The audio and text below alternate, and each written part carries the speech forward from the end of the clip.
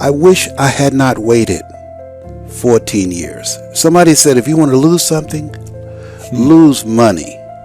You can get that back. 8 out of 10 millionaires have been financially bankrupt. Walt Disney filed bankruptcy 7 times and had 2 nervous breakdowns. But don't lose time. There were 14 years I sat on the sideline. 14 years I said, I don't have an investor in me like Tony Robbins. 14 years that said, I don't have an MBA or a PhD, and I can't compete with these guys. I have the complexion of rejection.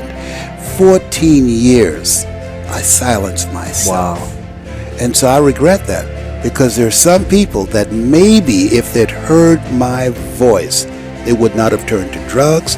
If they'd heard my voice, their lives would have taken a different direction. And I can't get those 14 years back.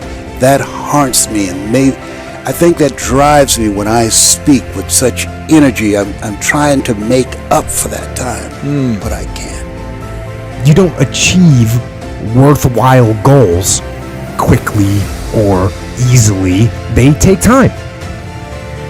They take struggle. They take relentless pursuit day in and day out. That's what it takes. But also, things don't usually fall apart quickly either. At least at first, it's a slow process.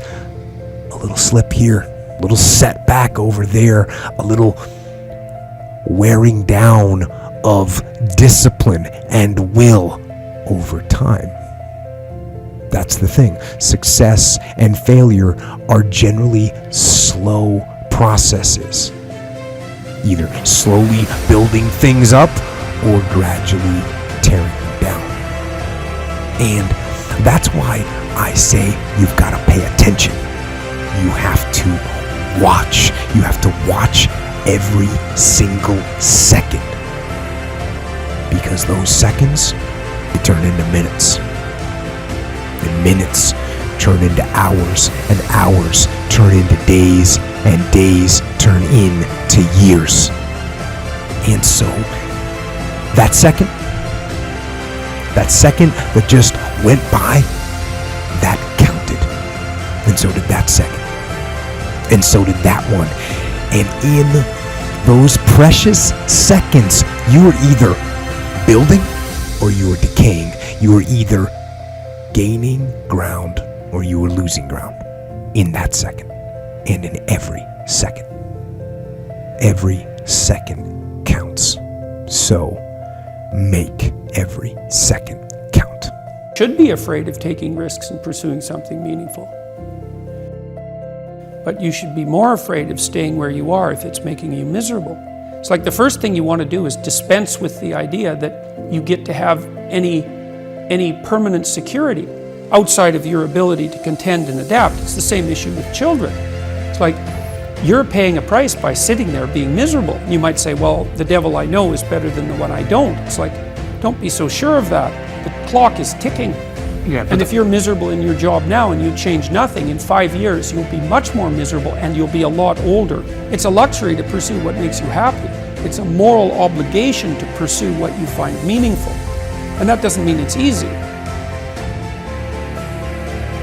You know, if you take people, and I've told you this, and you expose them voluntarily to things that they are avoiding and are afraid of, that they know they need to overcome in order to meet their goals, their self-defined goals. If you can teach people to stand up in the face of the things they're afraid of, they get stronger. And you don't know what the upper limits to that are, because you might ask yourself, like, if for 10 years, if you didn't avoid doing what you knew you needed to do, by your own definitions, right, within the value structure that you've created, to the degree that you've done that, what would you be like?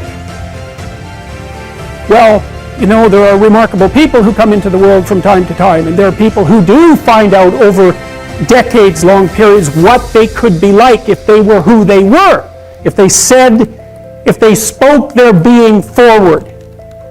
And they get stronger and stronger and stronger, and we don't know the limits to that. We do not know the limits to that.